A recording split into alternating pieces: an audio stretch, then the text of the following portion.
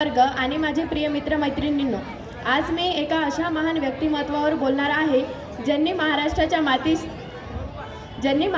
मातीत शिक्षणाचे दीप प्रज्वलित केले। त्यांनी शेतकरी व सामान्य माणसाला शिक्षणाचे महत्त्व पटवून दिले।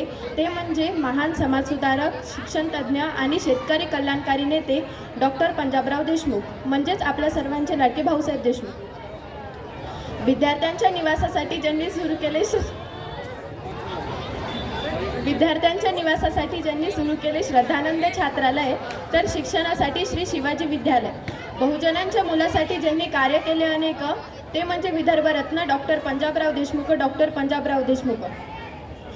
पंजाबराव देशमुख यांचा जन्म 27 डिसेंबर 1898 रोजी अमरावती जिल्ह्यातील पापड या गावी एका शेतकरी कुटुंबात झाला।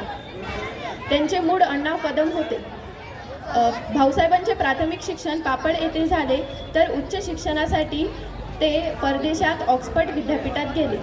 परदेशातून शिक्षण घेऊन परत आल्यानंतर त्यांनी आपले जीवन महाराष्ट्रातील शेतकरी विशेषत व वचिंताच्या उद्गारासाठी समर्पित केले।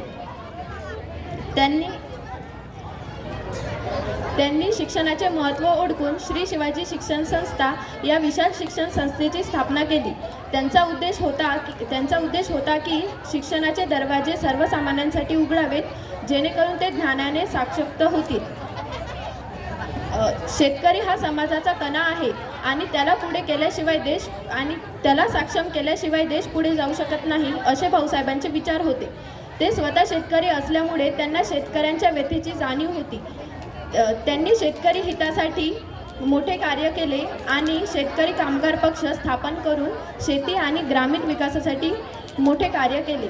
त्यांनी शेतीमालाला योग्य भाव मिळावा, शेतकऱ्यांना कर्जमाफी मिळावी म्हणून आवाज उठवला। अशा या महान नेत्याचे निधन 10 एप्रिल 1965 रोजी दिल्ली येथे झाले। आज भाऊसाहेब देशमुख आपल्यात नाहीत, पण त्यांचे कार्य अजरामर आहे।